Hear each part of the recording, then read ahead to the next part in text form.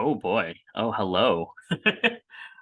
I'm not even sure, I didn't prepare an opening. But hi everyone. Um, this is I don't know, I guess this is brush for hire. I guess we're gonna paint some minis.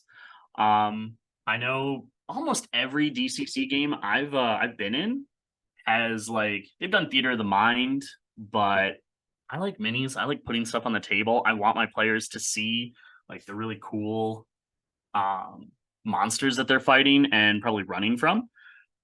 Because, well, a cowardly adventurer is a long-lived adventurer.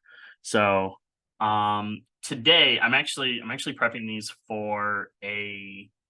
um, for a game that I'm running, my home game. These are a couple minis. They look like snake people. These are from Reaper Miniatures. I got their still have their clamshell down here. They've got whoops, and I hit the power button accidentally. So it's gonna go dark for a moment. All right. So these are Snake Warriors from Reaper Miniatures. This is from their Bones line. Bones are like super cheap, kind of resin-ish minis. That Reaper did, I think I want to say almost a decade ago. It's like this new material. Yeah, I am starting at the it's a new material. It's was designed to not need primer. I'll bring it on the next one of these, but I have a lot of their stuff from their first Kickstarter, and that stuff doesn't hold primer, which is unfortunate because it also doesn't hold paint. So my goal here is like I'm just going to be painting these guys, but we're going to start at absolute beginner level. So these are guys that if I hold this 3 feet away from me, it looks great. I've got a mini up here to kind of show off. So to kind of show you some of the things that I do. Most of my painting is not award winning, but it's, hey, it looks good on the table, and then that makes the table better. So this is one from WizKids that I painted a while ago, and I used a type of paint that I'll probably use at some point tonight to really kind of paint this quickly, which is how I get a lot of my stuff. Is because I usually am like, man, what am I gonna run? And then it's day of, 2 days before, and I'm like, I gotta put something together. So this is kind of like what I'm looking for. So if I hold this 3 feet away from me, it looks great. If I put another mini next to it, they're fighting. I'm gonna smash my action figures together. And don't worry, Grape Ape, we will be answering all of your questions. So first things first is, should all minis hold primer, and should you prime your minis first? Yes. So minis come in a variety of materials. You have your metal minis. These are going to be, kind of your older Ralpartha minis. They're going to be designed, they're going to be a little heavier. They're either made from lead or white pewter. These are going to definitely need primer because we want something to grip to the paint that isn't the metal. Because what happens if you paint a metal mini and you take your finger to it, it's going to scrape the paint off. So primer gives your paint something to stick to that's not the model. In addition to metal minis, we have resin minis. So 3D printers are the I don't know, big craze. A lot of changes in hobbying have happened over the last 7-8 years, and one of them is the switch to resin as a medium for minis. Now, I have two resin minis here that I'm going to show real quick. So this one is a Tabaxi Ranger. She was 3D printed, a cat person ranger, I guess, if I want to keep it legally distinct. She was 3D printed on a 3D printer that used resin. And then this is a bust from another miniatures company, Privateer Press. They make Iron Kingdoms role-playing game. They make War Machine and Hordes. But this mini was pressure cast with resin. So they'd fill a mold with resin, they'd pump all the air out, and then they'd let the resin cure. These two have very similar properties, but and kind of the main reason why people switch to resin, or why companies switch to resin, is you get really good detail, and resin is like dirt cheap to use to produce. In fact, like Privateer Press has switched to like a resin farm for the entirety of their miniature making. They don't use plastic, they don't use metal, they do everything in resin farms. So we've got metal minis, we've got resin minis, we've got, let's see, who's a good one. We've got plastic minis. Plastic has a whole variety of different properties that can like impact like how like sturdy it is, how durable it is. Is it a hard plastic or a soft plastic? So like I've got, we'll call this guy a beastman, and I've got a townsperson here. So the townsperson, a little hard to see because he doesn't have any like, he has no shading essentially, and so the white is just getting picked up by the light. And then the little rat guy next to him is like a hard plastic, two different styles, two different properties, but like they'll both work. And essentially this mini's primed and ready to paint. I'll probably paint him in the next couple of weeks. But your idea is like you want to prime your minis. Priming them gives them something to hold to. Your minis that are like these plastic ones here from WizKids are pre-primed, but I found that most of the time you can get away with like not priming them, but I still like to just throw a quick layer on anyways. And then we've got bones, which again were designed to not need primer as well, but they still, I still like to prime them just to make sure. So usually, yes, you're going to always want to prime your minis. You want to make sure that there's something beyond the material the model is made of, that the paint can stick to. And yes, that is a perfect mini for A Strange Night at the Pint and Pony. In fact, actually, I've got a whole bunch of rats that are hard plastic, that are resin printed, that I pull out for that kind of stuff. So, like I said, there's priming your models. The first thing to really think about with priming is the color of your primer. You can use any color of primer that you want. I have three colors that I routinely use. I primed this Snake Warrior in gray, and then I have black and white that I primed the rat guy with. I'll like show off example, like I'm planning on showing off examples of why I primed this guy black and then white in a future show. But basically the three colors really sort of dictate your like color tones. Whereas like a gray primer like here gives me nice like solid middle, and I can either go up in brightness or down in brightness with the colors. Starting with a white base gives me a good like foundation if I want to go really bright. So if I want like bright yellows, bright reds, white gives me that. If I want more darker saturated tones, or I can go with black primer. So spray primer, if as like bare minimum, there are companies out there that make hobby primers. One of the companies that I like their products is Army Painter. Army Painter has their own like line of rattle cans. They are pricey because it is designed to be hobby. So you get that little markup, but you can go to Walmart or go to Home Depot and get like Rust-Oleum flat gray primer. It's like $2-3. It'll work great. For things that I want to be a little bit more like artsy with. Let's see if this will come up on camera. I have this Stynylrez primer. So Stynylrez is, you can see it's just a water-based acrylic primer.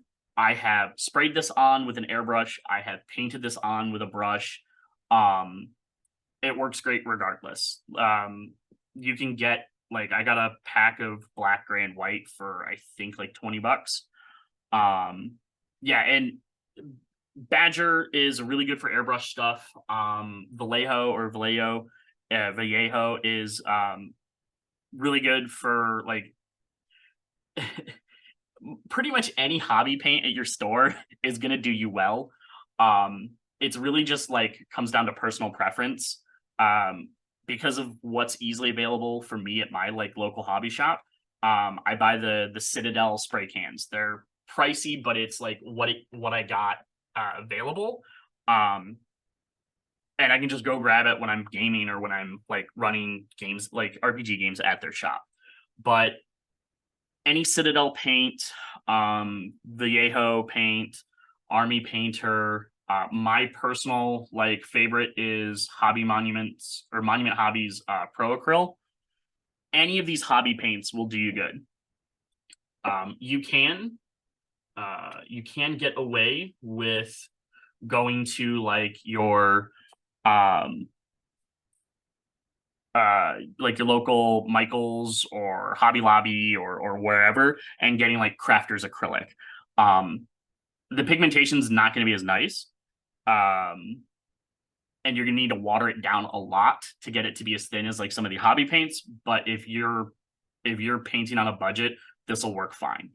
I used to play like Warhammer 40K with a guy, and he painted everything with like apple barrel craft acrylics, and his stuff came out well.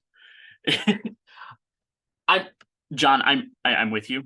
I would prefer to not like that gray was for terrain, but like if you're like a college kid and you only have like maybe $10 to spend on hobbying, it's fine, man. Like it'll work it'll work for until you can get like some good stuff. So yeah, terrain only. There's once you get into like the different types of paints, there's a bajillion different styles. What I'm going to be focusing on mostly is going to be using acrylic paints that are that I need to thin, that I can apply on. I can mix them. There are other types of paints that I will probably use, like, let's see, grab these to show. I believe almost everyone has a style of this now, but a couple years ago, Citadel, which is the hobby line of Games Workshops, the company that makes Warhammer 40K, they came out with a type of speed paint called contrast paints.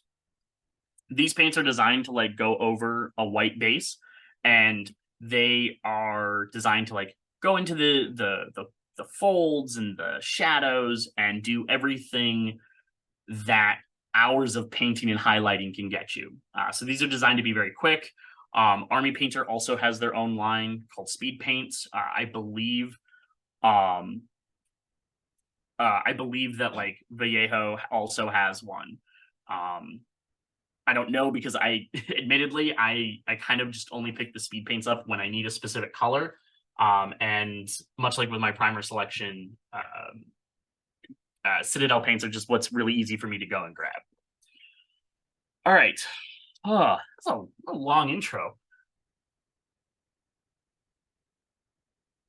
So what I'm going to do is I'm going to start. I'm going to base coat these Snake Warriors. So what that's going to do is, for the most part, I'm going to just stick to their scales, but I'm going to go and use this Reaper Turf Green as my base. It's going to give me a nice like solid green, and then I can either take it up or down through some other like techniques. I'm probably going to be working on both of these guys like simultaneously, so like I'll swap between them. Gives the paint time to dry on it's going to give the paint time to dry on each model as I'm going back and forth, and we'll just kind of get started. I absolutely plan on doing a primer demonstration. It's just I've got to it'll probably involve me having to do like a setup with my phone, my camera phone, so that I can go into my other room where I do my priming and show it off. Because there's fumes for it, and Mrs. doesn't like it when there's paint fumes clogging up the house. All right, so we're gonna start painting. Like the bottle says, shake well. They there's because it's hobbying, there's like whole lines of things that you can get to make your paint shake better. A lot of here, I'm gonna shake. So as I'm hopefully it's coming up on the microphone, but some paint bottles, they're now coming with like mixing balls in them. You can buy like glass beads or volcanic beads, or you can get a vortex mixer. One of actually they're in the chat. Nick's Nocturne has a paint mixer that you just like press it on and it just shakes the paint while you hold it. For today though, I'm just going to use good old fashioned elbow grease. All right, so let's move this over here. This is completely unnecessary, this thing that I've got here, but it helps. This is a wet palette. So if you've ever seen like an episode of The Joy of Painting, or if you've ever like paid attention, I don't know, I didn't pay attention in art class. But the palette's the thing that's going to hold the paint. So Bob Ross, when he's holding that thing in his left hand, that's a palette for oil paints. This is a wet palette, which is just designed to give your acrylic paints a little bit longer working time. Really, it's shaking is more of an art and not a science, Grape Ape. So like what you're going to do is, here, I'm going to get a paint that I did not shake. And I'm going to show you kind of how it can come out. All right, so yeah, you'll feel the paint moving throughout the bottle. And that's ideally what you're looking for, is you want to make sure that that the paint is going back and forth in the bottle, mixing up with the pigment and the paint medium. So I'm just going to put a little paint here on my palette. And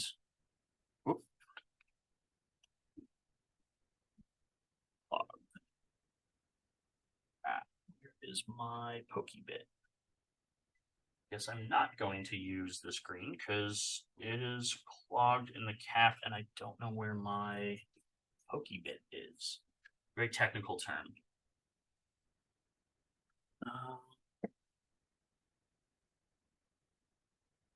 Paper clip will work, but I don't think I've got one.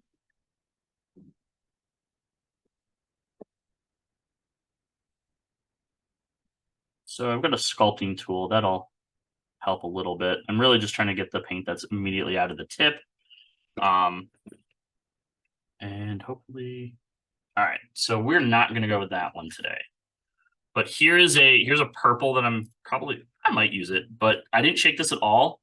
And so like, as you can see, yeah, I've got an old airbrush needle that I poked down in it, but I don't know where it is. Unless it's in my paint box and I'm blind. It's not. Okay.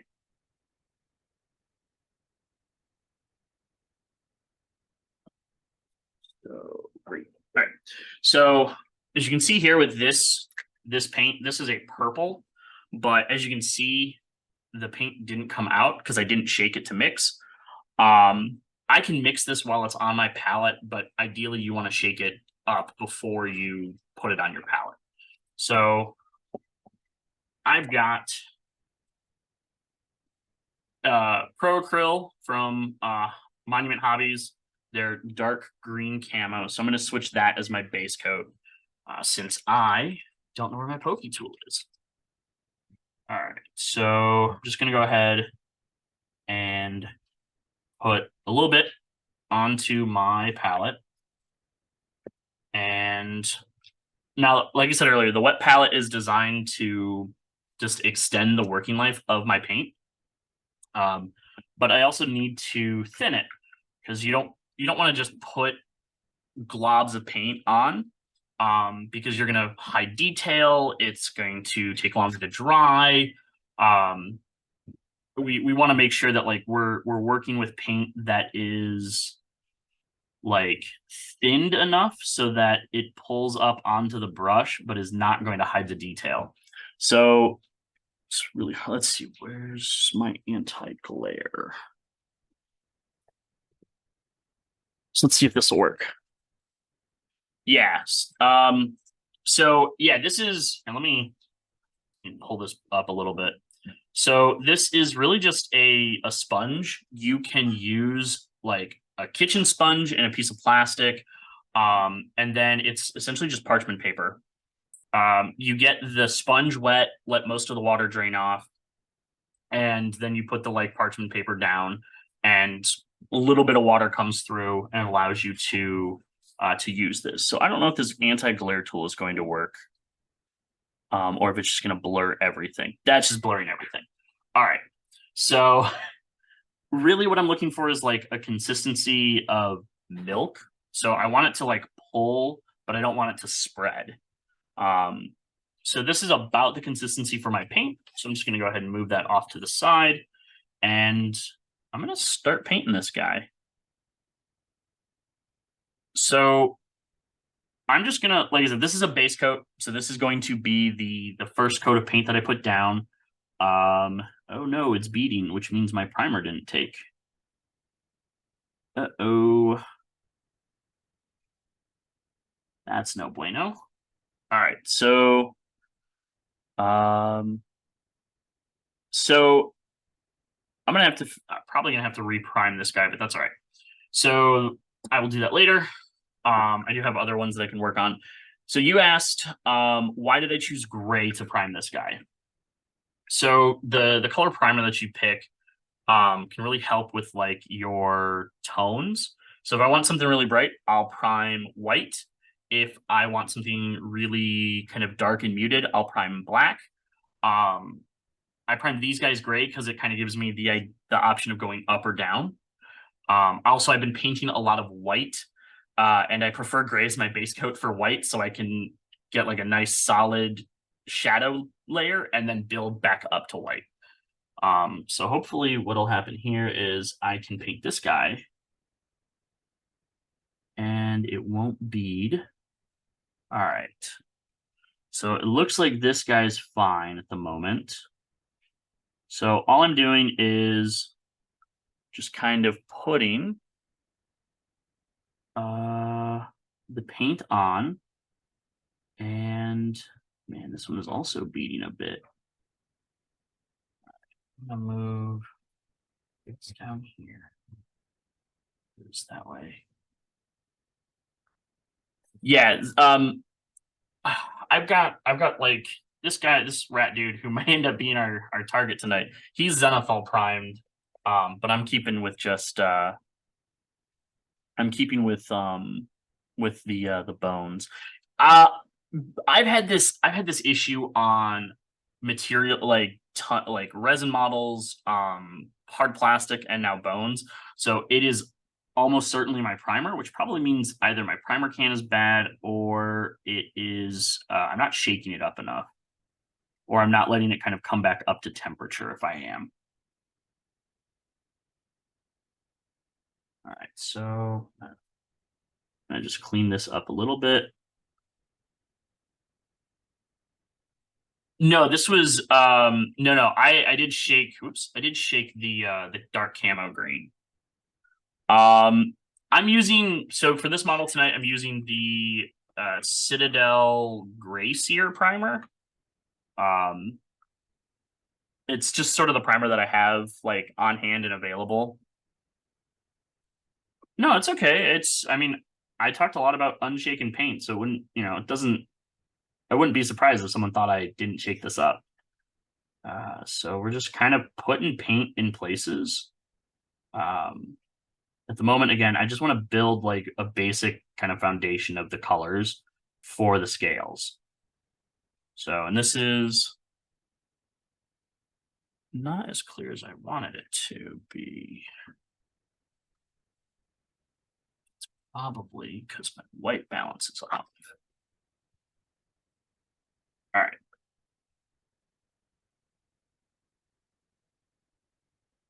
There we go. It's a little bit better.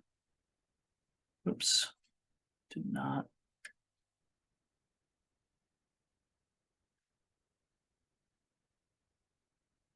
Sorry, I am checking my camera settings.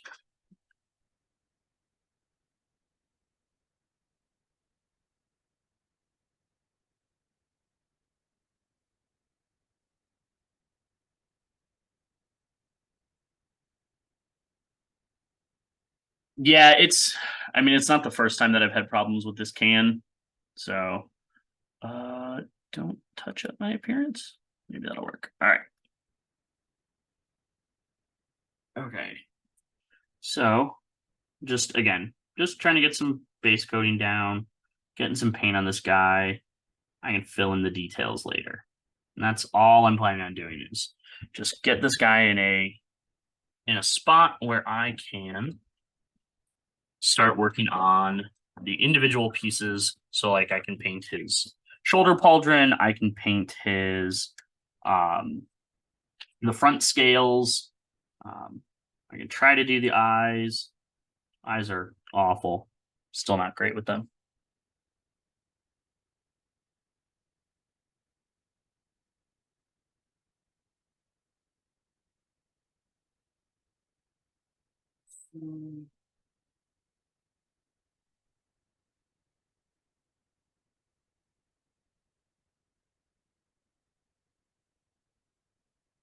Just trying to get this going. Usually when I do have this problem of yeah, it's too tiny. Oh, the yeah, it is. I mean, it's kind of tiny. There'll be times where, and you'll have to let me know if I pull it off camera. But there'll be times where I'm probably going to be like really, really close, just so I can see to make sure I know what I'm doing or what I'm painting. I was talking about the eyeballs. Oh yeah, eyeballs are way too tiny. And I've seen some really good painters that are incredible. Like they'll get full like whites of the eyes, like the irises, the pupils. It's not they're all pointed in like the direction where the model's looking. And I'm like, you guys are like magicians. Like just it's pure magic. Yeah, I hate doing eyes too. Usually what I will do is I will let's see. I'm trying to think if I've got a painted. So I've got. I could have painted the eyes on this guy, um, but I chose not to because again, I don't like painting the eyes. Let's see if I can get this to focus. Pull it down a little bit. Um, but the mostly what I do is I'll just like wash the face and hope that it kind of covers the eyes enough so again it looks fine 3 feet away. Yeah, I do what John does. I just wash the eyes and hope that that's fine. All right, so get his hands. And again, I'm because I know that I'm just like base coating this, I'm not being super careful on like missing the bow or missing the like pauldrons. I just want to get paint down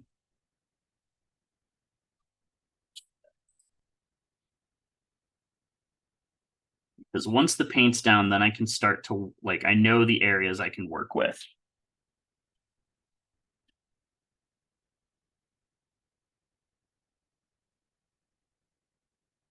Get his snake butt.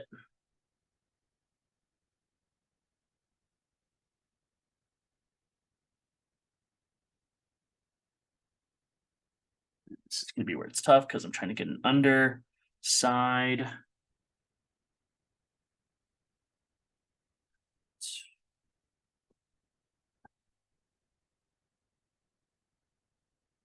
Wash my brush off real quick. Might actually switch brushes. All right. Yeah, I'm going to just keep going with this brush for the time being. I was debating switching brushes to something a little different, but this guy's working well.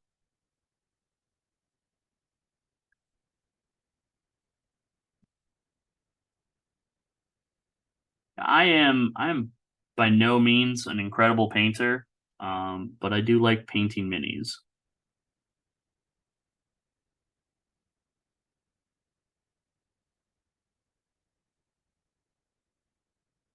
So yeah, shout outs to Goodman Games for letting me do this. All right.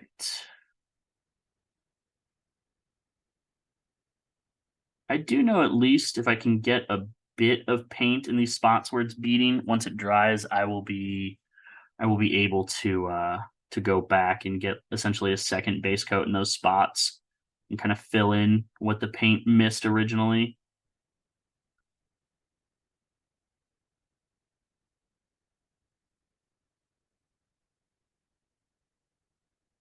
I appreciate that. I mean, I like to share what little weird tips and tricks I've accumulated over the years.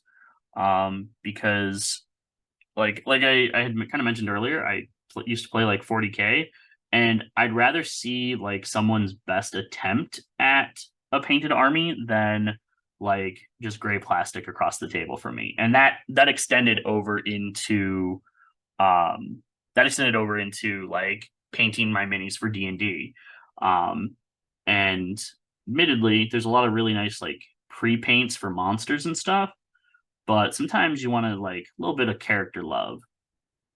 You know, once they've survived the funnel, once they've made it to fifth level and you're like ready to retire them, that's when you paint the mini. It's like you don't give them a name before they make it past level 0. Yeah, Slay the Gray, absolutely.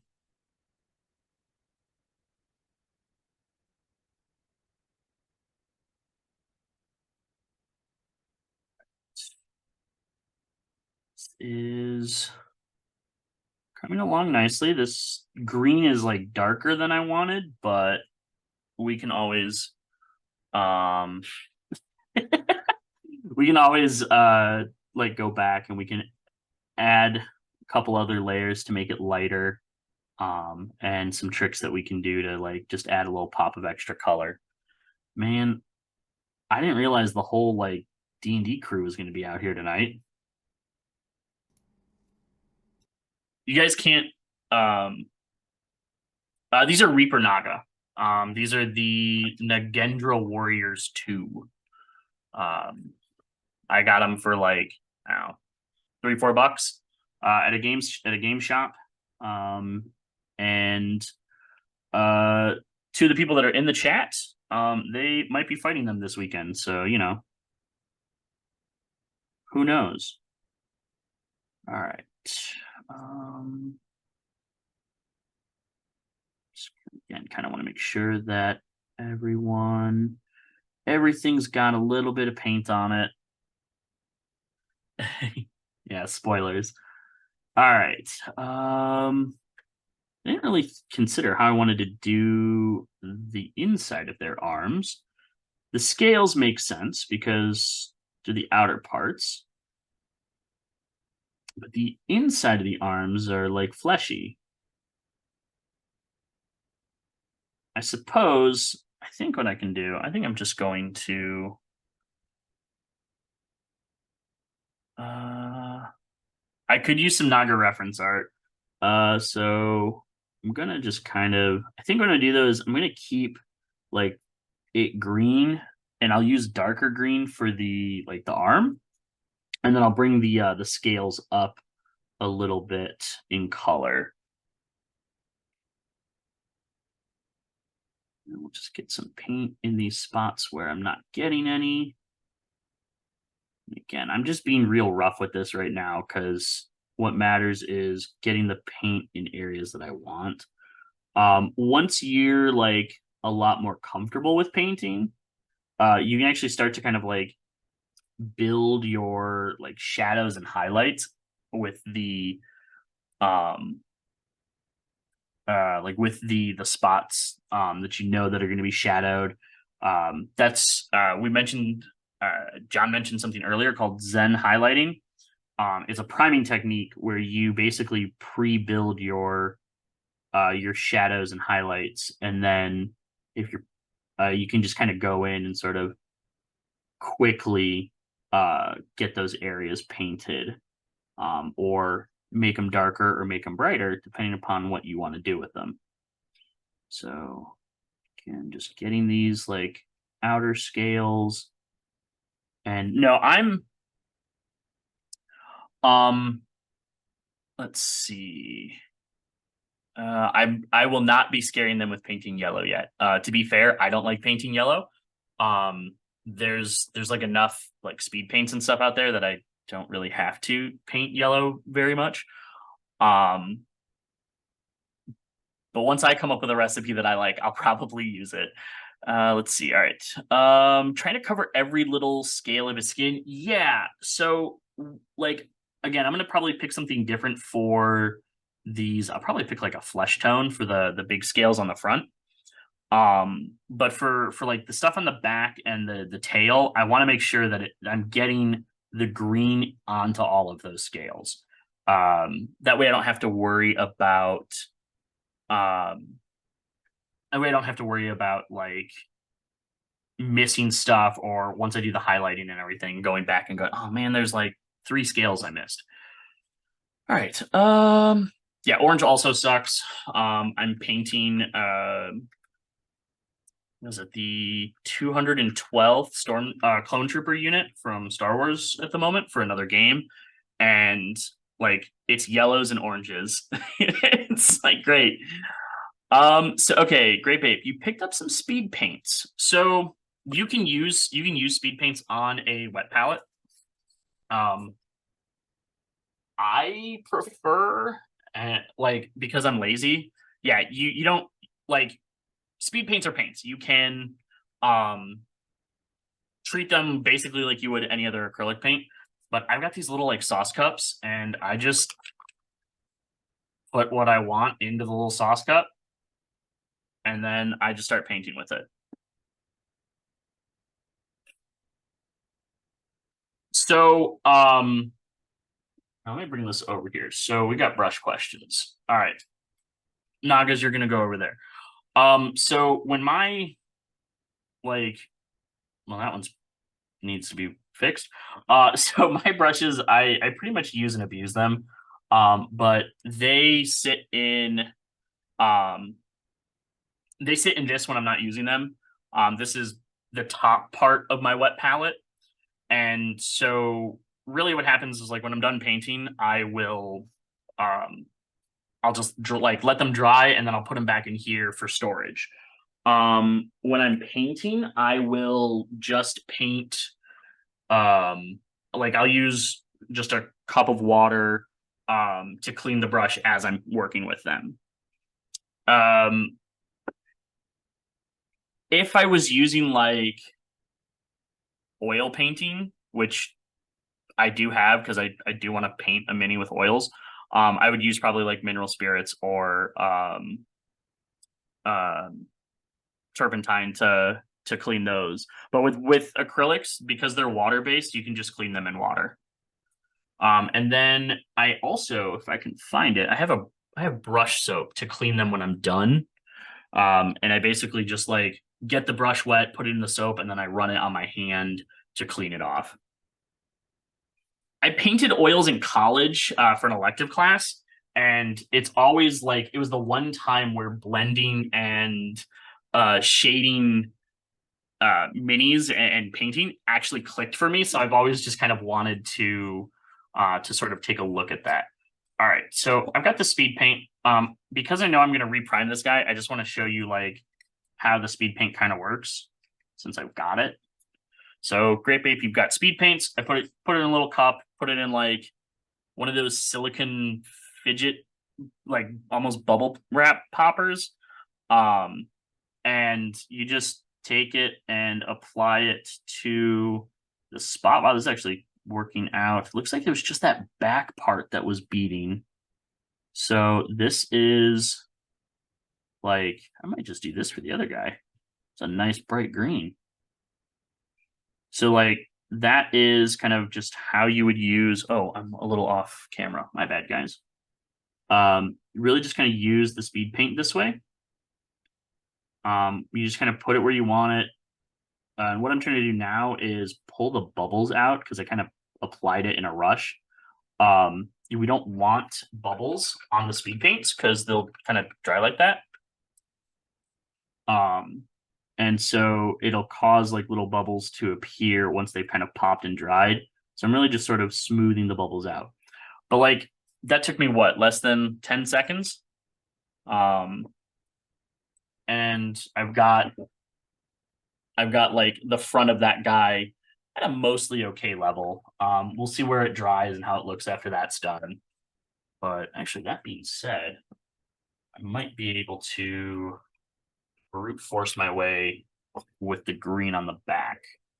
You get a crappy brush, get it wet. Oh, this is a really bad brush.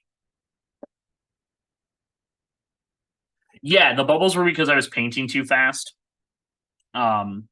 So what I ideally want to do is I want to go a lot slower and just sort of take the paint and just kind of put it in the spots that I want it. And if I go slow enough,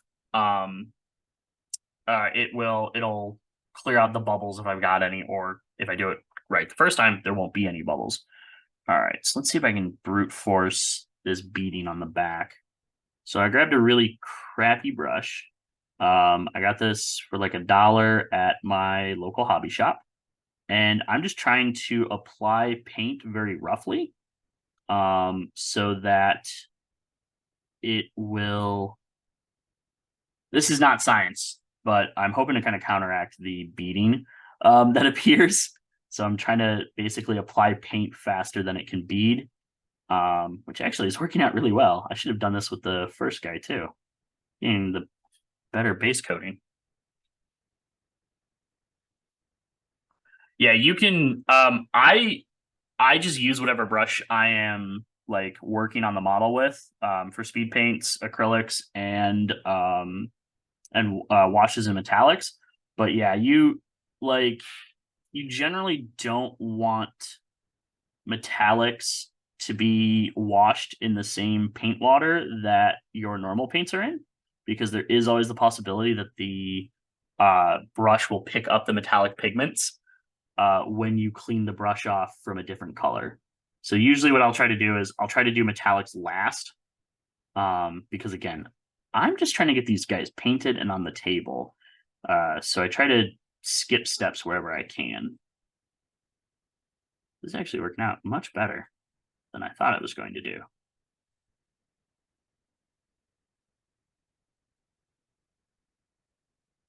Let me see if moving this up is going to. Oops. Sorry for ruining all of the positioning. I was just kind of hoping that moving this back a little bit might increase the focus or make the model a little bit easier to see. Still hammering the all of the issues with doing this. Just trying to get them out so that we can give you guys like a good show. So, did you explain why you're not a big fan of painting in yellows? Okay, I did not. So there are basically like the warm colors of the spectrum are a pain in the keister to paint. So when you're looking at like yellow, orange, red, and white, it's a pain to paint them because the coverage is atrocious. You're looking at like either like a chalky finish if you want to get it done in a few layers, or you're looking at a lot of really thin layers to get it to not look like you used chalkboard chalk on it. Particularly with yellow and and orange, they're really light in the pigmentation. So stuff shows up really easily underneath. And kind of the same with white, you're asking to put a bunch of layers of essentially no pigment on top of things that might have any sort of pigmentation. So there's a lot of like tricks that you can do to make it better. Um, like undercoating with like brown or like pink or magenta can really help with your yellows. Undercoating with pink, pink and brown work really well depending upon if you want bright version of that color or like a more muted version of that color. So like I can show that specifically, but yellow, because of just how bad the coverage is on those paints, it's a pain in the butt to do. Like I would probably get these guys scales to a color that I like in probably 2 or 3 layers, um, with maybe like 2 or 3 different paint colors, depending upon what I'm trying to do. Now, if I'm gonna paint yellow, I'm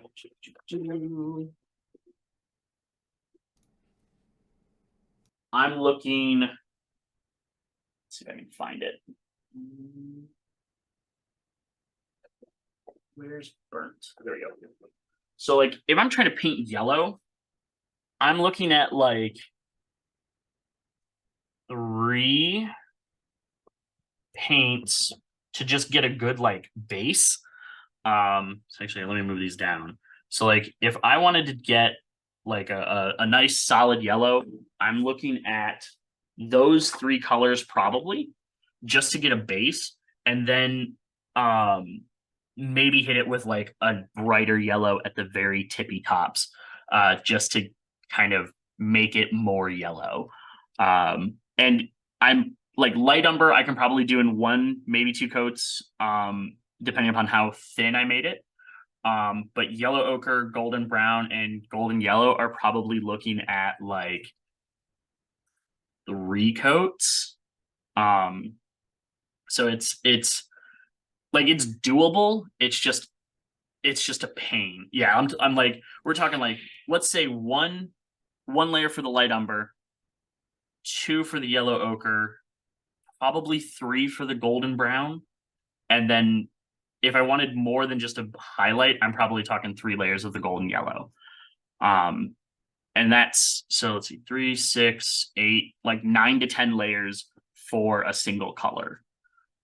Which all have to be really thin, or otherwise I'm going to start losing detail. But there's some people out there that are incredible at painting yellow, and I'm envious, and I want to know which demon or devil they made a deal with to get that talent. Show me the blood pact. So I'm gonna take that away. Put these back real quick. So actually, wait.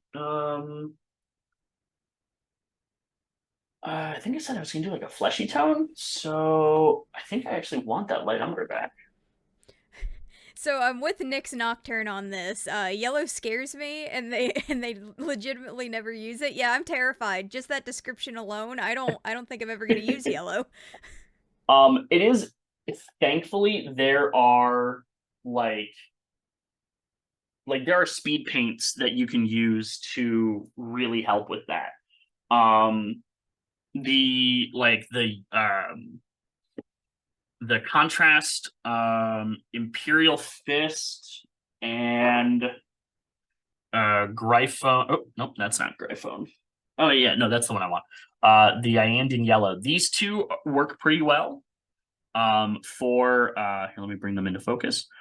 These 2 tend to work pretty well. Like if you've got a nice white base coat, and like this is the only color that you want in that area. The army painter versions, the speed painter versions of these also are really good, but I haven't actually like I haven't played around with them enough to really kind of figure out which ones I like and how I like them. So it's really just kind of, hey, does this need to be yellow? No, it doesn't. In fact, it'll be gold instead. Because gold's a lot easier. Mostly because I'm looking at metallics for that.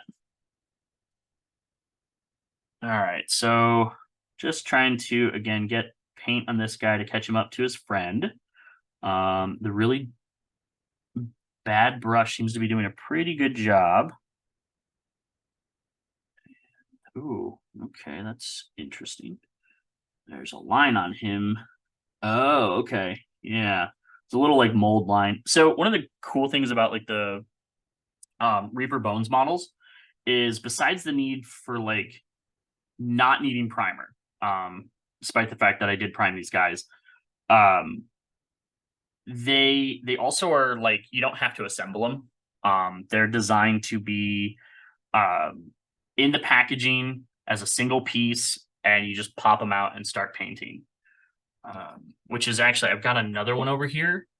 So if anyone played like Ghosts and Goblins back in the day, this is almost basically the main character from it. But as you can see, it's just a like single miniature in a little plastic clamshell, and you just pop him out. You can start painting him, and you're good to go.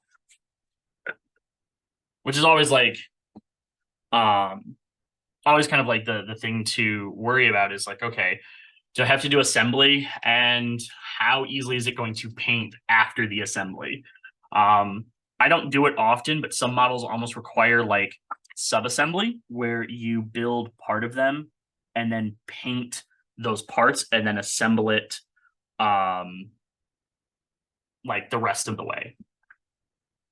And yeah, Nyx does bring up a bit of a point. If you Reaper has very much kind of like an old school vibe with their models. So their men sculpts are almost always like really good detailed armor pieces, and like good to go right out of the box. Their female models are also like same level, but they definitely give that sort of chainmail bikini vibe with a lot of their older sculpts. They do a lot of they've done a lot of like Pathfinder minis in the past, and those have been a little bit more in line with like Pathfinder's art style. But Reaper's great. They're like I've almost had the opportunity to go to their convention a couple years ago before COVID, but didn't. But they're like I've never had a bad interaction with anyone that worked for Reaper. They're really, really like good model makers. Their paints are good. Yeah, they're in Texas. And yes, they have absolutely gotten better with female models. ReaperCon is a blast. A couple of my friends used to go every year and enter their painting competitions.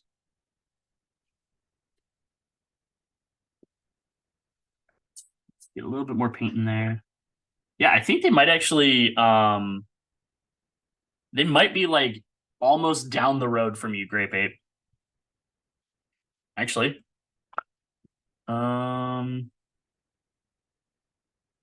Where are you?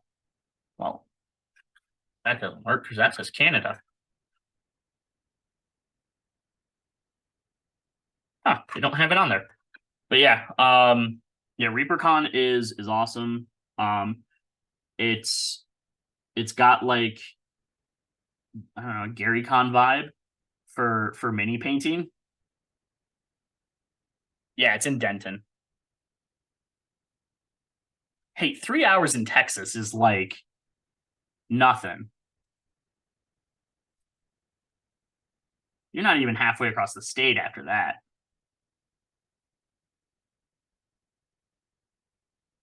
You can leave my state in 3 hours.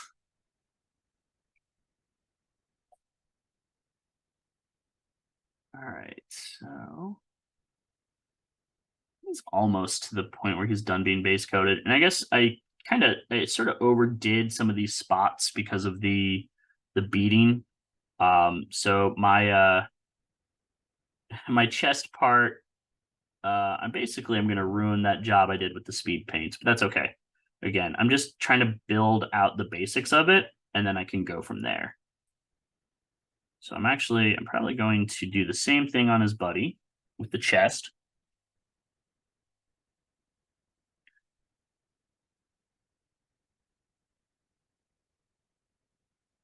Then we can actually start working on like details on these guys. Those are rocks.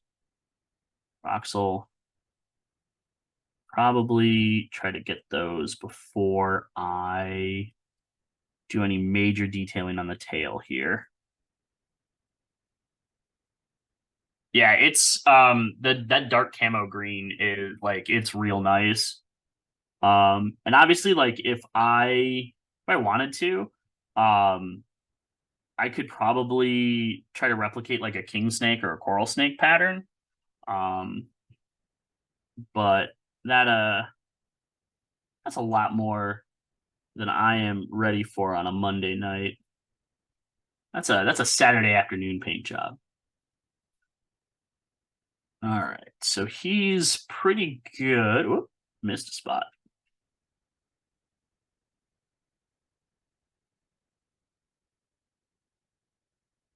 Oh yeah, actually, I might. Oh man, I might use a turbo dork for that, which is yet another hobby paint company. Um, you'll man, there's too many paints out there from too many good companies. Um, and I don't have time to use all of their paints on all of the minis I have. Not if I still want to play games. All right, so we'll just get this taken care of. Paint down the center like that.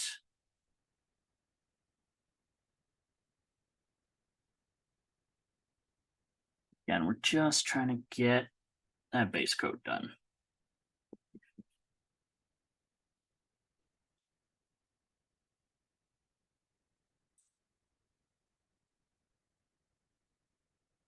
Let's get that part up here. Apologies if you can hear my dryer going in the background. All right. Okay, so these guys are both base coated. Paint still needs to dry a little bit on several of their parts. So I'm probably going to think about what I want to do for the different pieces. So I'm going to have a think on that. If anybody has any color suggestions for like pieces parts, let me know. I certainly am not opposed to adding any of the colors that I might have access to or can make. Even if they're like not what you would consider like typical. All right, so set that over here. I'm gonna think about this. So let's see if this will. I zoom in. Yeah, underbelly of the snake's usually tannish. I'm probably gonna use my like olive flesh for that.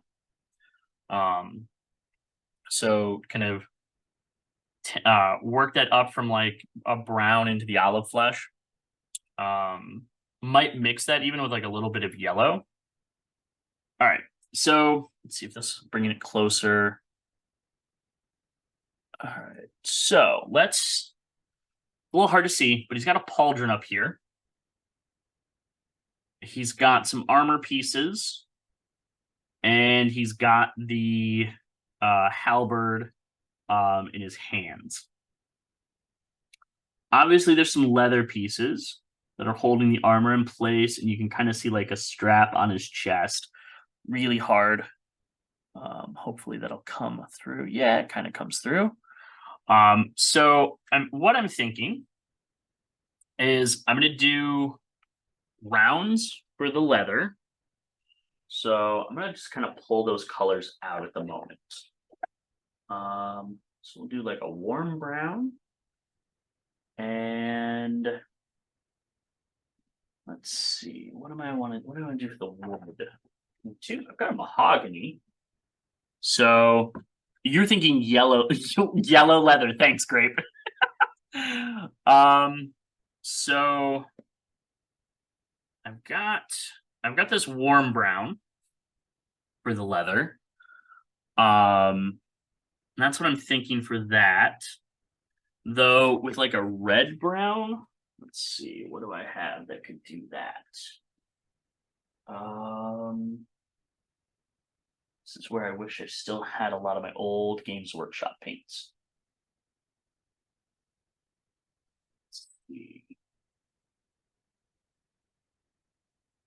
A little bit of. All right. Yeah, Xmas green red can be pretty jarring, but I mean, if it's only on like bits and pieces, we could do like maybe like warm brown mixed with a little bit of burnt orange, for the leathers. So I think, all right, let's play around with that. So I'm gonna shake both of these up.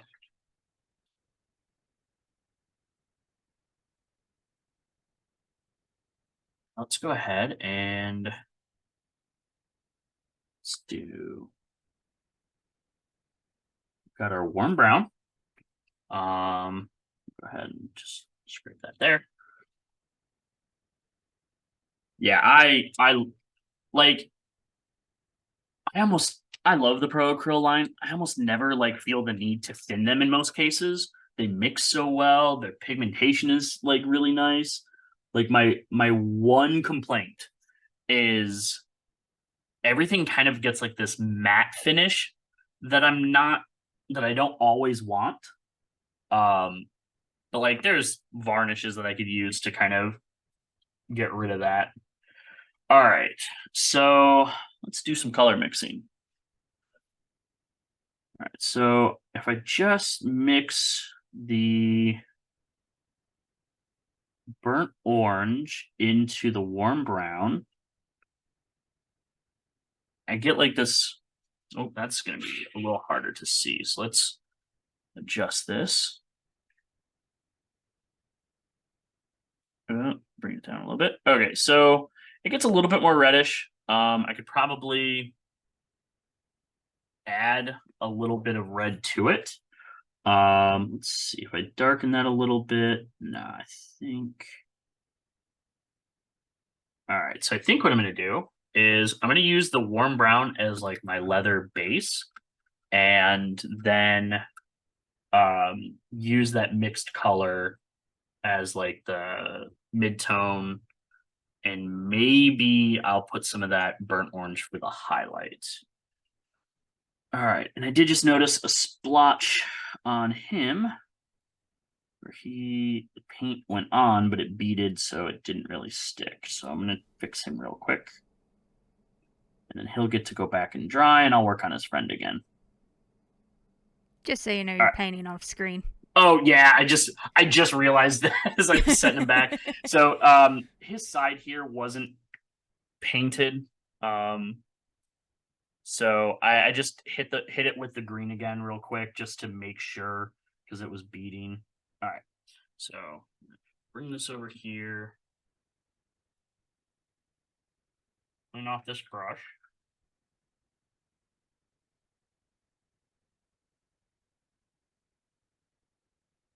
Then you can get a really tiny brush. So this is just a 00 brush from Winsor & Newton. This would probably be something in scale to like the detail. Let's highlight you. Probably something a little bit in scale to this old Army Painter Wargame detail brush that I have. So we're looking for something that's small, so I can get into a lot of the details. Yeah, I'm planning on doing this for a little while. I paint as often as I can, and so being able to do it like for fellow gamers is always a plus. All right, so this is going to be okay. That's coming through pretty well. So kind of think of this as like a second sort of base coat. So the green gave me like where I wanted to block the colors, at least in terms of like how I wanted to like what I wanted to be snakeskin.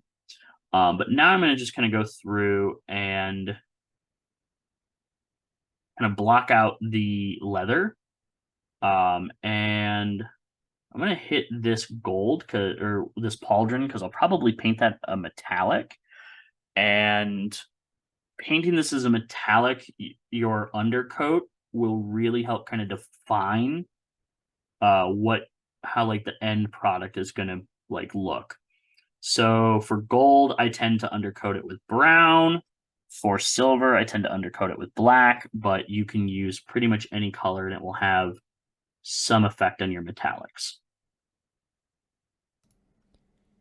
So I'm sure you'll probably get into this later at some point, but like, is there a specific because I know for like when my mother like does actual paintings on like canvases, like big pieces and things like that, not like itty bitty tiny things. So I wonder if Mhm. there's a difference. Does the color of your undercoating affect like have a heavy effect on what you choose to lay on top of it? Um, it can. So like I'm gonna bring this rat model back in. So I think someone asked earlier about a painting method called like slap chop, which just like the as seen on TV product, it's designed to be a real quick way to paint a model. Um, and the idea is that you use speed paints and then you use a model that is primed with like the dark areas in black and then the highlighted areas or the upper areas in white so that when you throw the contrast paint on it, the white and the black do a lot of shading and highlighting for you right off the bat.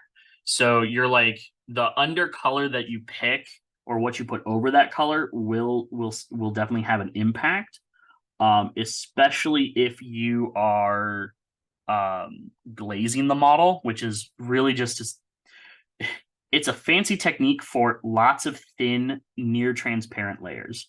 I don't like glazing because I don't like when I don't have a lot of control with the paint when it's super thin and watery.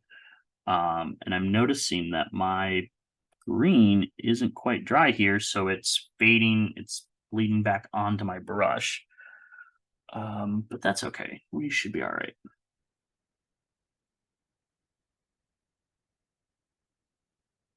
All right. So just gonna try to get his arm because he's got a bracer on, and I'm just trying to pull like a little bit of paint onto my brush so that basically as I'm applying it for the like specific section that I'm working on, that's basically all I'll be able to paint. So I've got to reload my brush a bit, but um I'm also going to just make sure that I'm getting the kind of control that I need. Just like, little league baseball, don't be afraid to like choke up on the brush if you want to get some extra control. So there will be times where I really want to like get a specific spot. So I will move my fingers real close to the brush tip. And then there are other times where I don't really care. So I'll paint like with farther out.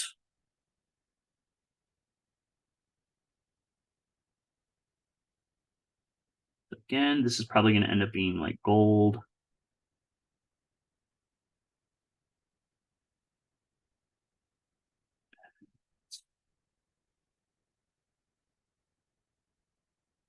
So I just want to make sure that I get a good brown base coat on it so that the gold doesn't look sickly green. Though that could be a cool choice, maybe these Naga warriors have been corrupted by the gods of chaos and are starting to show signs of plague and pestilence.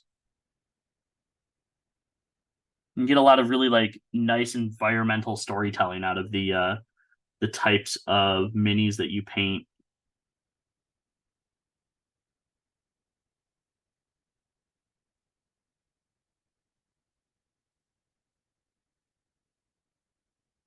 All right.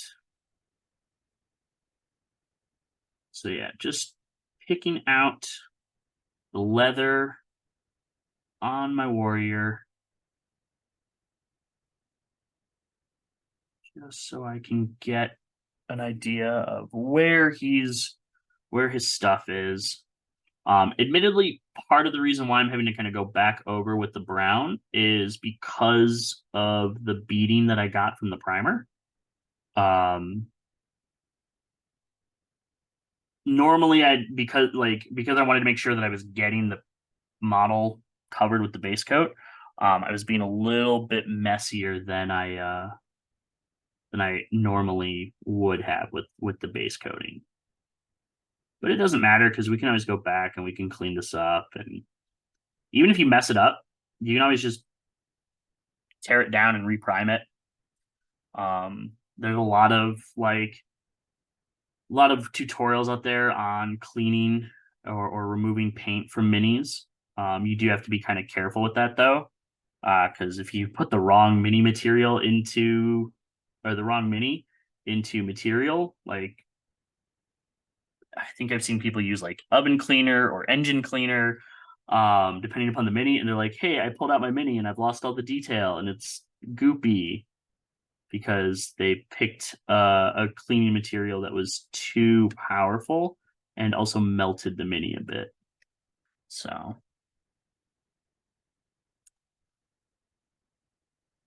but if there's like little happy accidents, who cares? We just paint, we paint the colors that we have, and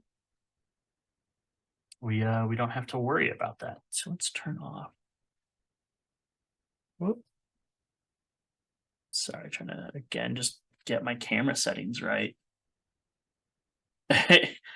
Well, I'm glad. I'm glad that your work shift is flying by. If I remember correctly, we will probably be. You'll either have very little time left, or depending upon how we're doing, your work shift might be over by the time or when we end this. All right. Also, who doesn't love just being able to like watch some mini painting go on while you're at work? I'm currently working and it's very satisfying. I think the one thing I'm missing is like just real soft ASMR tones and or work on my NPR voice. Tonight has been brought to you by Smooth Jams. All right, so I think I'm gonna do that in mahogany. So I'm gonna. She's doing a great job. All Maybe right. you should get to work, Matt. Yeah. Answer the question. WAKR the elf. That's beautiful. All right, so I'm just gonna put some mahogany on my wet palette, so I can basically just base coat the weapon, and I'm just going to just kind of sort of sloppily put this on, just like I did with the green. I'm gonna clean it up in later steps, but I want most of this to be that mahogany color. So like if I go over with like bronze or gold, it'll be slightly different in tone than the gold of the pauldrons.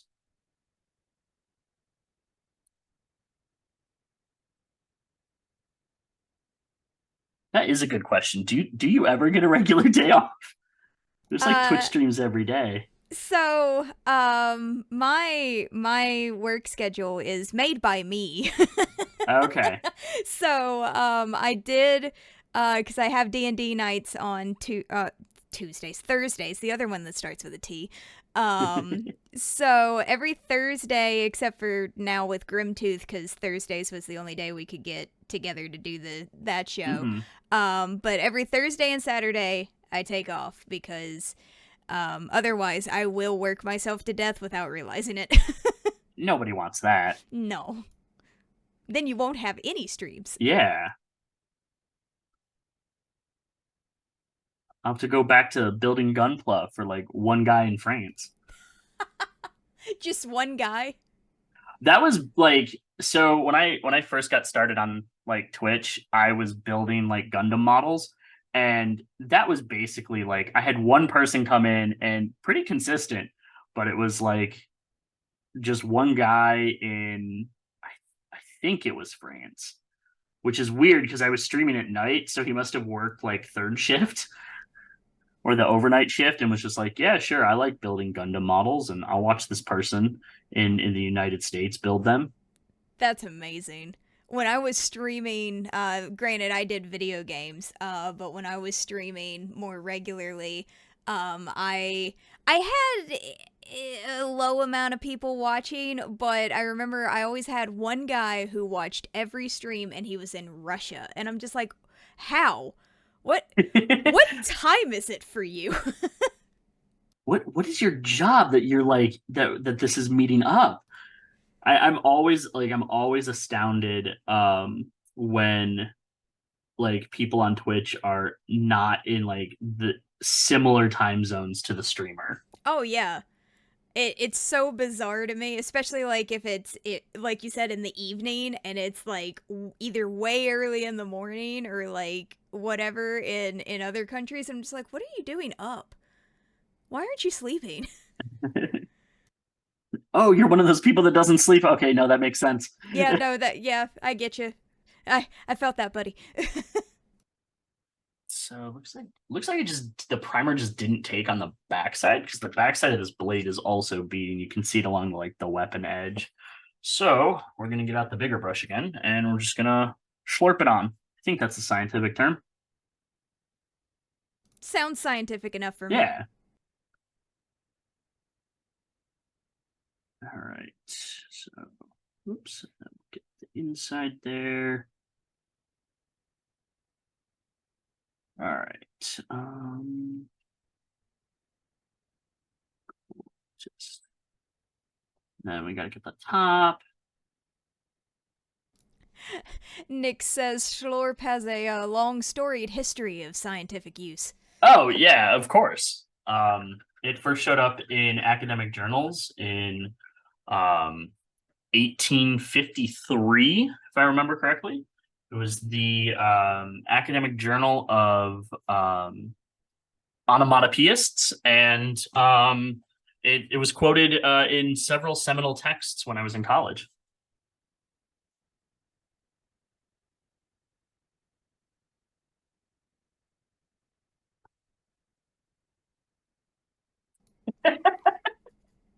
His paper on PB&Js, huh?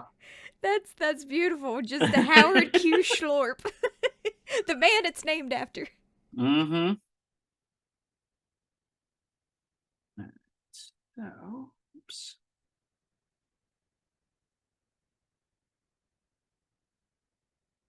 Let's go ahead. And I realized as I'm halfway done with this that I'm painting the wrong shade of brown for the leather. But that's okay. I can always just go back over this later.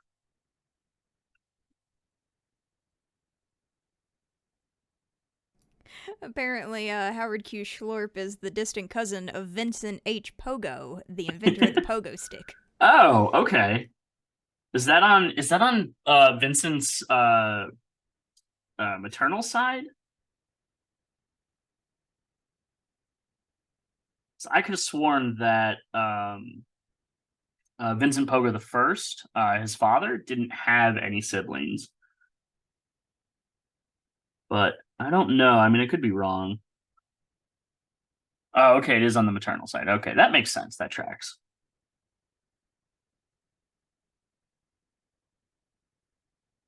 All right. Oops, got some brown on his butt, but that's all right. We're gonna go back over that with another green. So Just making sure everything looks good. These fletchings on the arrows are going to be a bit of a pain because I'm going to want to do something fancy with them, but we'll see how I'm feeling at the end of the model. I forget that you're related to Hitchcock.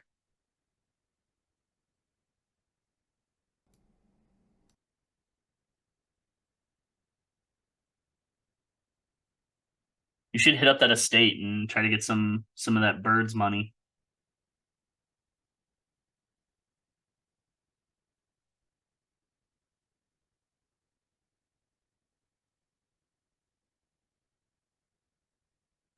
So just blocking out some more colors still. Like these guys are both still very like early on in their process, but even like this, I could probably do maybe like one or two more steps and have something that I would feel would look okay as it gets beaten up by players. But we're gonna do a little bit farther than that.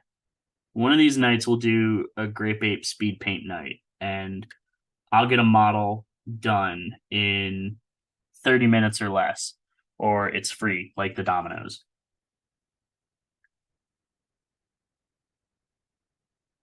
Sometimes you just need a model painted very quickly. The panic. Oh no, I don't have anything prepared. Mm-hmm.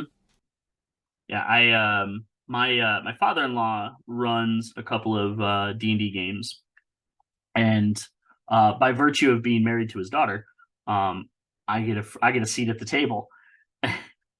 And so we started up a new game, and um uh like I needed a mini. I printed one the night before, and I'm like sitting there working the Friday before the game, and I'm like, all right, this thing needs to get painted, and I need to get it based and sealed. And I was like, all right, but I don't have a lot of time because work is breathing down my neck. And so I used speed paints, and I got them done. Might maybe not 30 minutes, but definitely less than an hour.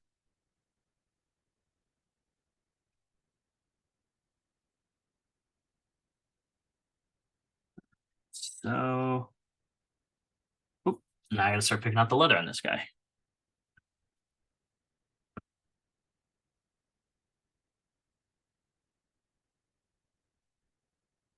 Well, don't worry, Nix. I mean, I will put that to test, Grape Ape. If I say I'll try to paint a mini in 30 minutes or less, I will set a timer and we'll try it. And don't worry, Nix. You've got 4 days before your game. You just have to average um 3 minis a day.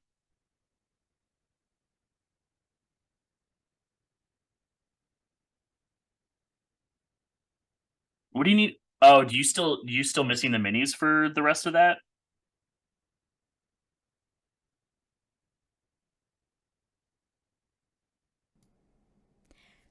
Oh. You could always do what I do, and I give my players random crap to look at on the table. Because I only had 4 minis for my players, and I have 5 players, so I have 4 minis for my players, and I had a little tiny, I don't know, like one of those gumball machine figure things that you can get, Hmm. and it was a little poop, with a Like a poop mustache. emoji? It was a little pink poop emoji with a mustache. And Wonderful. that was what one of my players had to play with, and the rest of them all had minis. And I had no minis for monsters, so I had played around with making resin dice, and I used my rejects, and that was what Hmm. I used as the monsters. And when I had more than like 3, because that's the only rejects I had, if I had more than 3 reject dice, I was like randomly grabbing like bits and baubles. Like I used a one of those like fun-sized nerd box Hmm. candies from Halloween. I used that. I was using like Hershey Kisses. Let's see. I've done gummy bears. I've done um chocolate, like Hershey's Kisses. I've done dice.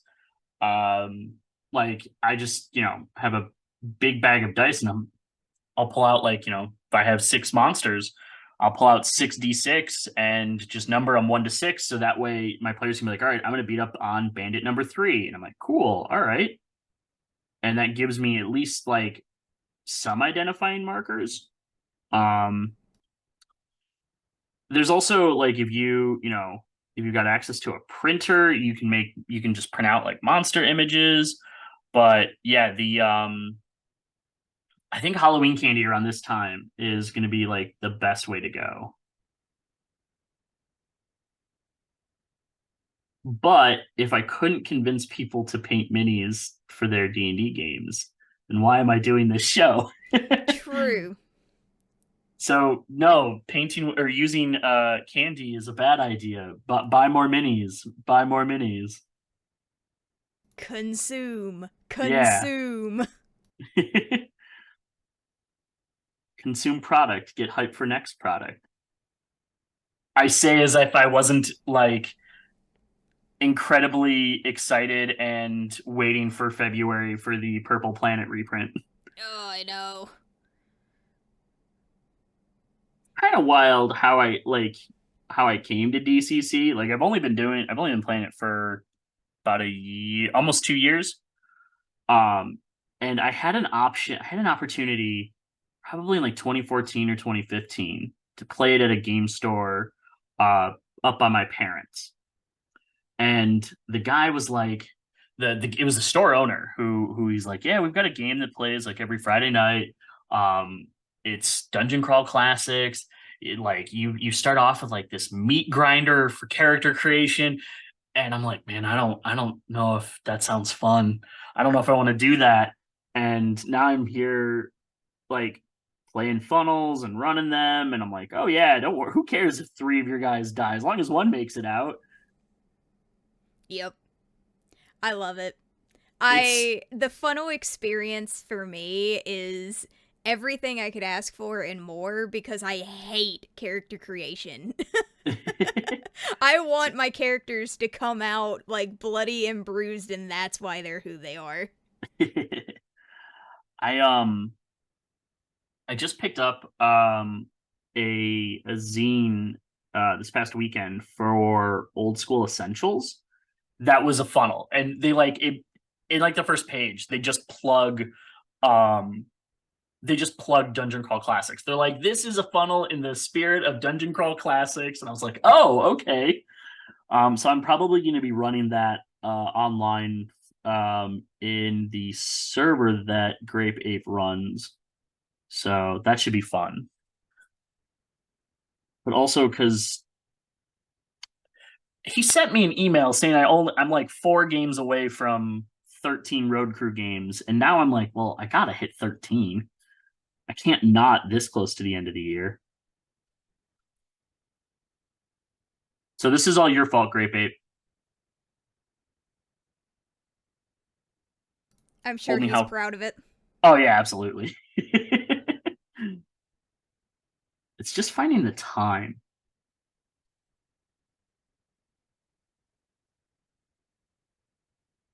I'd say, and the location, but being able to run stuff online is super helpful for that.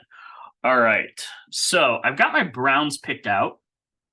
Um, and as you can kind of see, like a little bit more noticeable here. Um, actually, it's not that noticeable in the camera, but like the shoulder pauldrons, the bracers are a different color, obviously different shade of brown. And let's see if getting it closer to the camera will bring that out, or if I need to bring the light closer.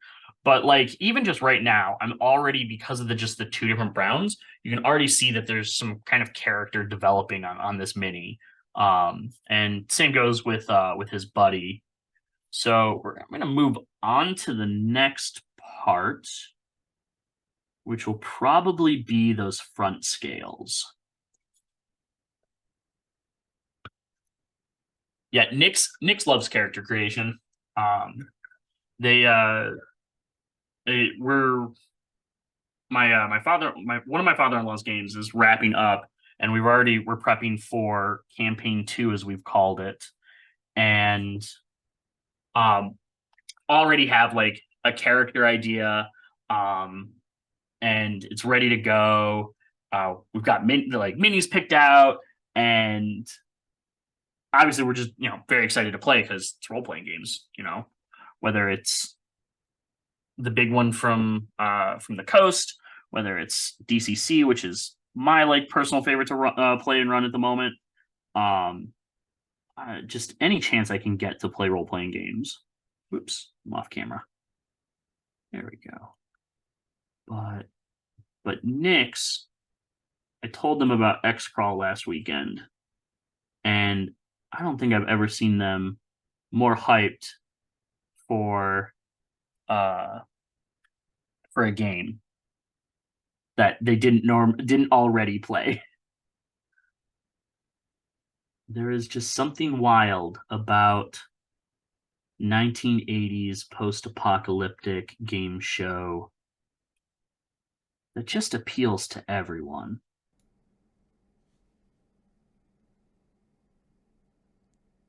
All right. So what I'm doing right now is I am trying to again just sort of like lay kind of the base coat for my for the like for like the front scales.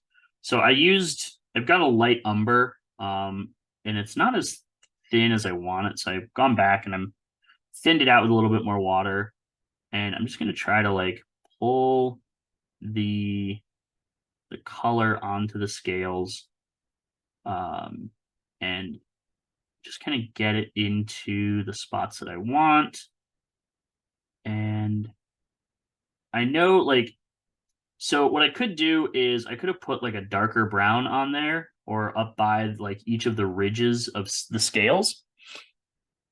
And what could have happened is like that would have started to create shadows, but I'm going to use a wash to help kind of build that that color shadowing up so that I don't have to do that work. Washes are great. They are fantastic and are a really, really easy way to like up the the like the look of the model. So I'm just moving the paint where I want it to, just making sure that there's a little bit of brown on every front scale.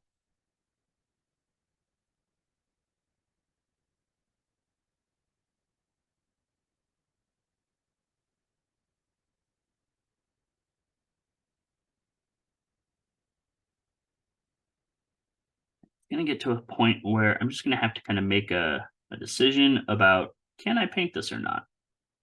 Because you can see I'm getting real close to the base of the mini, and there's still some of those scales there, but I can kind of make the decision of, well, that's a little bit too far down. Nobody's ever really going to see that. Yeah, this is absolutely like a paper bag brown sort of color. But let's go ahead and we're just going to start doing these parts up here. And then once I get his buddy's front scales done, I'll show you what the wash looks like on one of them. Eventually I'll want to wash them both, but I can really show you that contrast.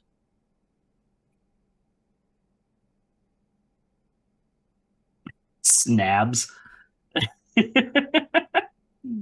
All right. So let's go. We're gonna pull these out. Snake's kind of got a bit of a hood there, so that gives us a nice sort of like delineation point of where the top scales should go versus the under scales. And I know that I'm hitting the brown that I just painted with this light umber, but honestly, it kind of works.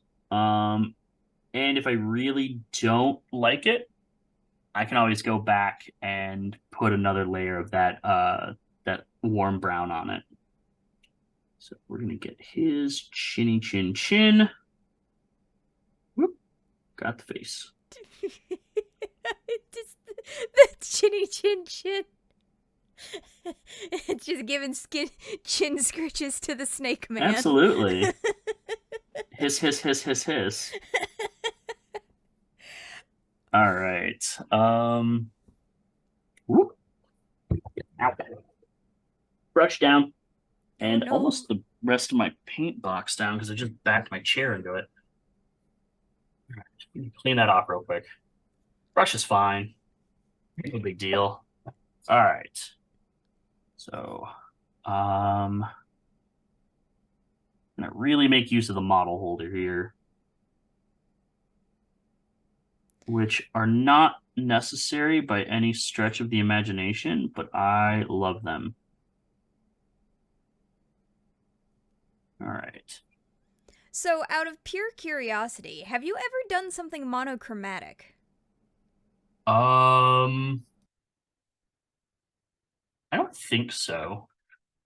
Um, Originally I was gonna do that Ghost Rider that I showed in black and white. Um, but that's really tough to do. Or I guess sort of like a grayscale. But I haven't. I guess like it's really hard to do something in a single color. Actually, I've done a Daredevil. I've done a Daredevil model in all red. Um, but it doesn't look great because I only used one shade of red. Um, but that's something I'm gonna keep that in mind. Like something that's armored would probably be pretty easy for monochromatic. Um, but that's just doesn't seem fun. Um, so I think I know, but I have not done anything monochromatic. Be interesting. Um, Definitely would be playing around a lot with like tones and saturation because I guess I would probably cheat and I would use like different browns or different reds to achieve some sort of effect, but not just a single like paint color. I'm sure there's someone out there that has done that.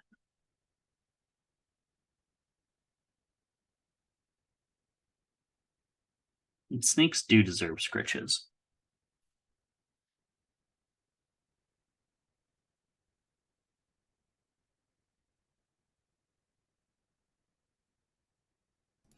Yeah, I agree with Nyx. They said as long as they're tonally similar enough, I think it still counts as monochrome. Yeah. The closest I might have been like a stormtrooper that I painted because it's mostly whites and grays. Yeah. But I I do highlighting with that with in black because you kind of have to with stormtroopers.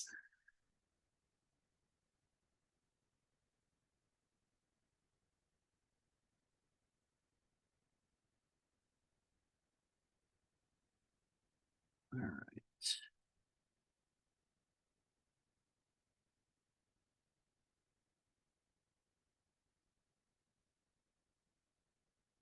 Oh yeah, I forgot.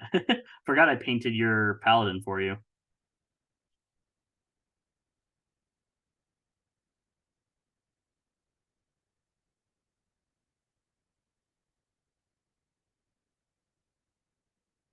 For a second, I thought you were talking about the vine rats, and I was like, wait a second, I don't know if you had any. But yeah, I remembered that I painted your Drider and your paladin. I'm excited to paint that Rakdos, but that's gonna be not gonna lie, I'm probably gonna save that um for this show because I think painting a big demon would be cool. All right, this guy's got better snake abs, more defined. They don't blend in with the sides as much. Excuse me, they're Oh, scientifically called snabs. they are snabs. I forgot.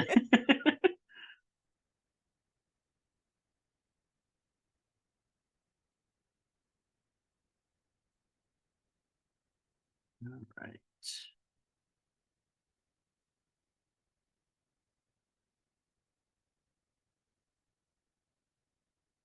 that in.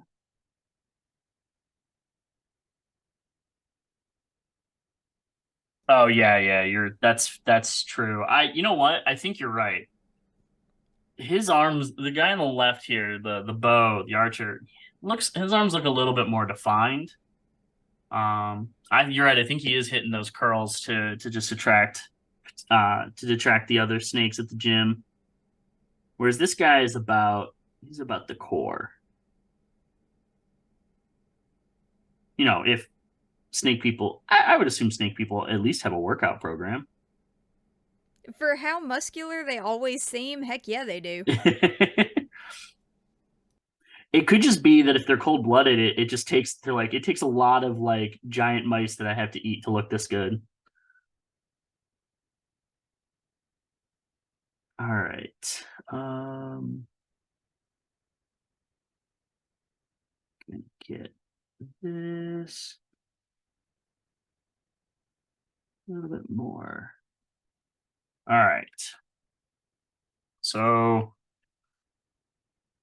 at this point, all right. One of the things that's kind of interesting, you can see here with, well, at least I hope you can. Yeah, you can see here with the brown that I did for the front scales. This one, the one that I did first, is a lot darker.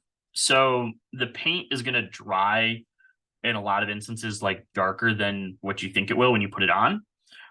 So I expect that this guy will also darken up a bit as the paint as the front dries. Um, so I think what I'm going to do with this guy or with both of them is I'm going to put a second layer of that light umber on, just to give it a little bit, um, just to give it a little bit more color to it. Oh, you know what? You might actually, who was yeah, the lighter one was the speed painted one.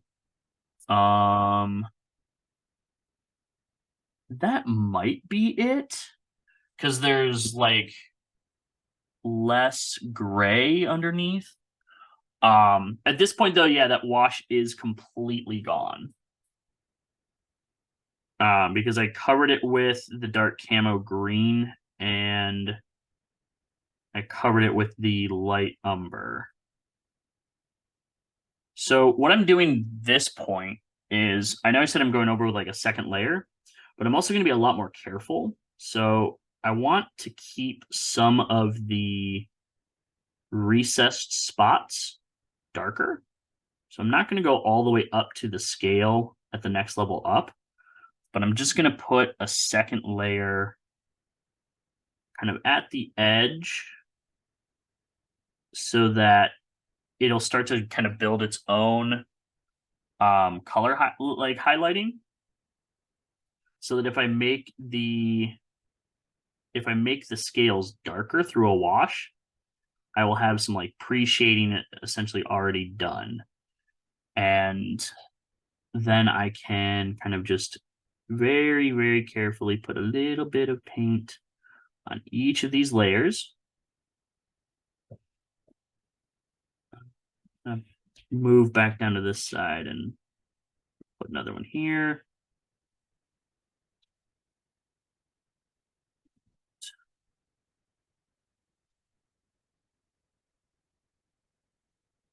Start working on those snabs again. I'm never calling them anything else. Yeah, this is how I'm going to describe them in my game on Sunday. The Naga warriors in front of you flex their snabs and lunge, coiled and ready to strike.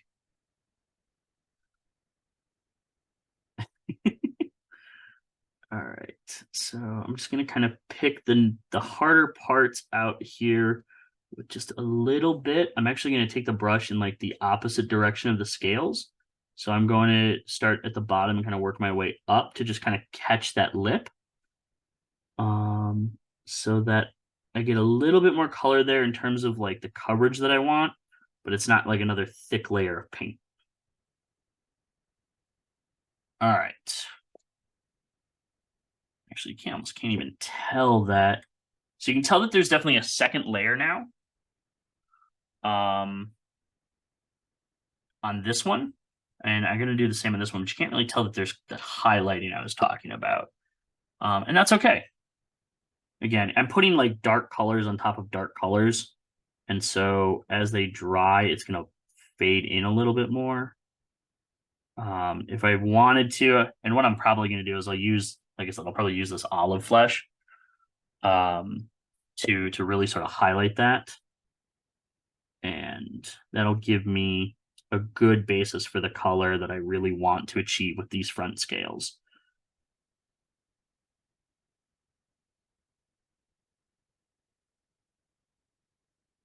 All right.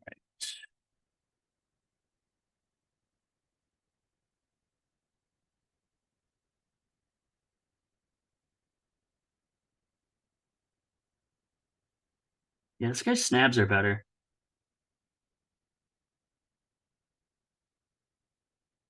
It's probably from carrying this big, like, halberd. He's fine rolling it at like a D16 on initiative. He knows that when he hits, it's going to hurt. All right. So I'm not calling them that though. I'm gonna say that word wrong. Yeah, I was about to say that's one lisp away from Yeah. from being a bad time. All right, so I'm gonna show you guys washes. Let's see, which one do I want? I want strong tone. Snunches. Okay. All right. So I've got my two snake dudes.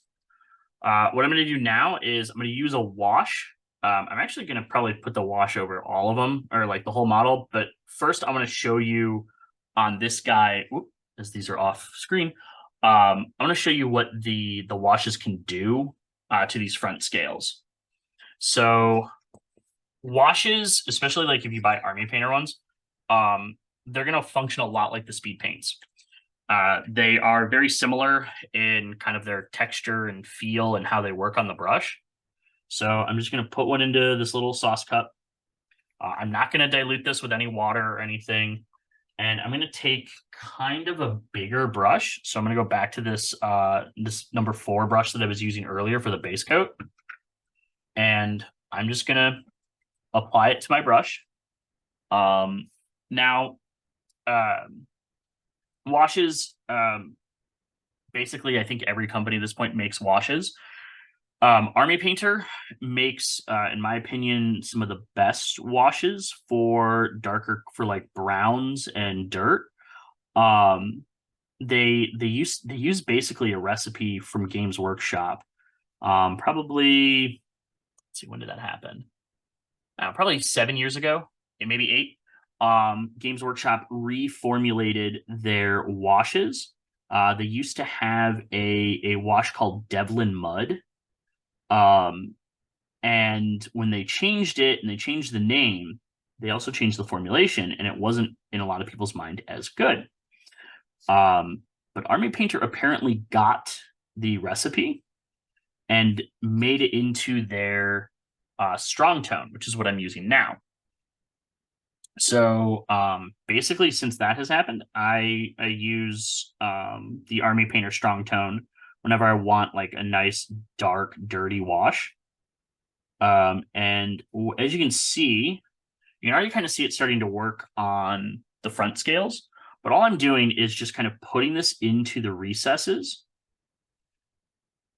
and just pulling it over the parts of the model.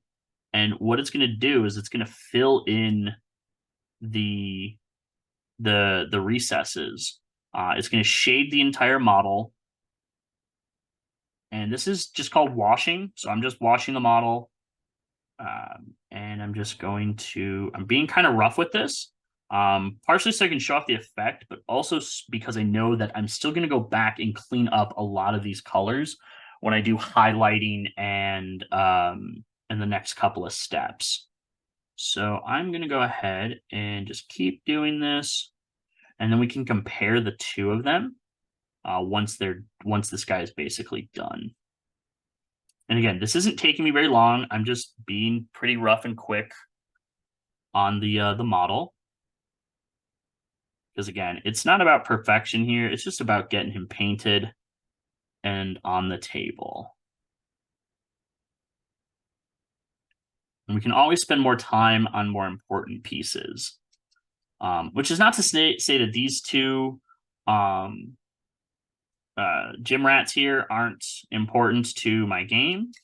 But they're not a dragon. Or they're not like an evil cultist wizard that's about to destroy the world. They could be, maybe their gym membership runs out. They're they're down on their luck and they're looking to channel their anger in positive ways, and then they choose a not so positive way. All right, so he is washed. Most of the time the washes are going to be for just different colors. So because I prefer to just wash in the different tones that Army Painter does, I only really have I only have a small handful. So here, let me move this up to the side. So I have dark tone, which is essentially like a really, really, really dark brown, almost a black wash. I have strong tone, which is what I'm using right now. I also have soft tone, which is going to be kind of a light tan brown. I use soft tone on leathers or on like canvas shirts a lot. And then I've also got blue tone and light tone. I haven't played around with light tone yet, but I think based on kind of what I'm seeing, it's going to be similar to soft tone. And then blue tone. Let me actually, here, I'll show you blue tone real quick. Not that guy. Kind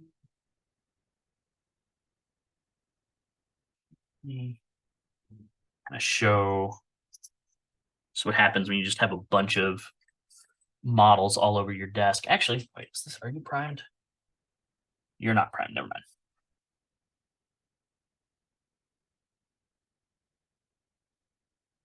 Yeah, I currently, Nyx, your paint case is on the other side of my hobby room.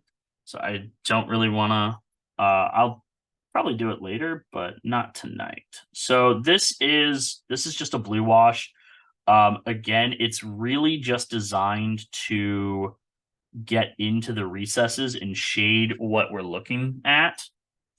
And kind of just sort of just shadow what we've got. So all of the effects should basically be the same. It just depends on the color you're tinting it. So blue wash there is gonna dry up kind of nice. You absolutely can use a speed paint as a wash. I have in the past. One thing I would keep in mind if you have the Army Painter speed paints is they went through. If I can find it, there it is. They went through a reformulation probably about 6 months to a year ago. So there's now Speed Paint and Speed Paint 2.0. Speed Paint, like the original, works really well as long as you don't have to try to put anything on top of it. What can happen with Speed Paint 1.0 is you apply water or you apply another paint level on top of it, and the ingredient in here that makes the speed paint work reactivates and it becomes basically water and paint again. So 2.0 is a reformulation of it without that issue. So like you could use like an orange speed paint or a blue speed paint or any of them as a wash, as long as you make sure that that's kind of the last thing that you're going to do on it. And washing is something you can do at like several stages of the painting process. So like right now I've got one of my snakes washed and the other one not, and you can already kind of tell the difference in the color and the shading. Let me see if I can adjust this so there's less glare. But if you look at like the scales themselves are the only difference is the washing, and you can already tell the one on the left has a lot more depth to the of color than the one on the right. So like, and all I did is same colors, same techniques. I just put a wash on one over the other. Um, because I'm curious. I wonder what this blue wash is going to look like. I'm going to try this on the green and see if I get something interesting. I might not, but that's okay. Like, we're experimenting. Maybe I get a slightly different green. And could turn out cool. And if not, I'll just repaint it. It's the best part about all of this is like experimentation is part of the game, and finding out things that like work for you, colors you like to work with, and all that fun stuff. So I'm gonna just kind of give this guy a little bit of that blue wash. And honestly, I kind of like the difference between these two. I'll still spend time cleaning up and building up the other greens that I want on the body, but for like a good kind of like way to differentiate them beyond their weapon is I can say, hey, like this guy is more of a darker forestier green. This one's maybe a brighter like emerald green. Maybe this snake tans, this other one doesn't.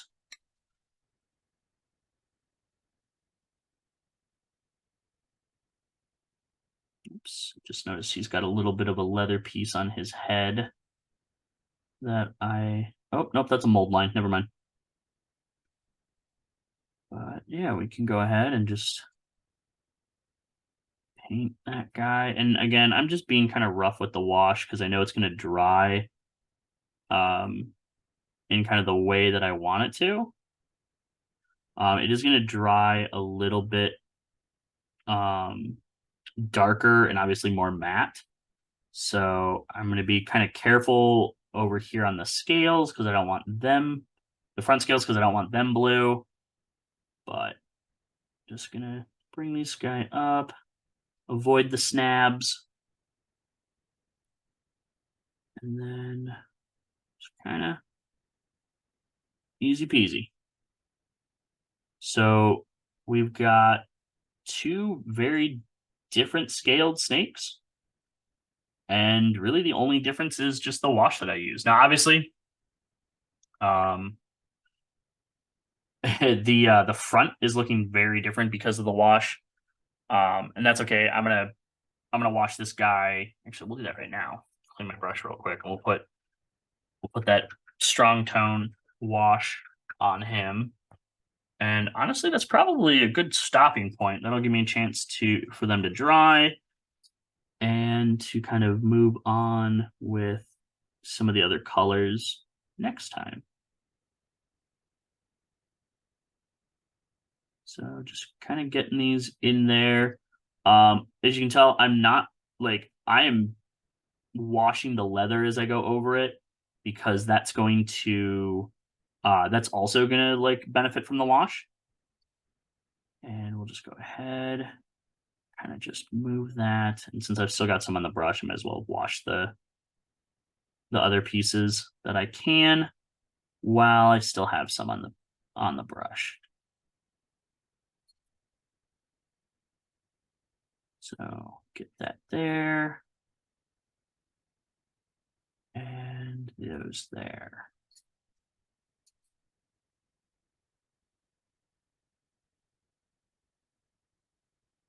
All right. So let's take a look kind of where we're at. We can tell, whoops, all right, there we go. So they're both a little dark. They're a little different. But then we kind of look at the front and we can sort of see that same kind of family that strong tone gives to the light umber. And these guys are in a good spot. So probably the next thing I would do is what I'm gonna do next time is start filling out the details. So I'll probably do like there's filigree and stuff on like the weapon. There's like metal rivets where the leather comes together. Yeah, I think the blue wash I think is better at the moment. But I want to play around with some of the other greens that I have in terms of like picking out some of the colors.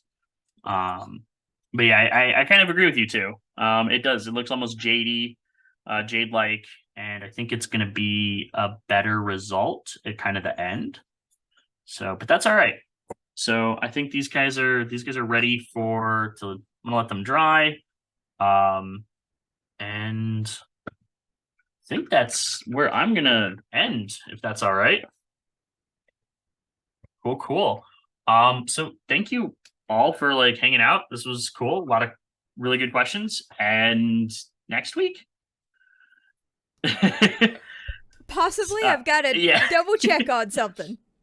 Um, so I guess at the very least, we'll be back either next Monday or the Monday after, depending upon when the next Keep Crawlin's happening. And then we'll be back with these Snake Warriors. Awesome sauce. Bye, Awesome. everybody. Bye everyone.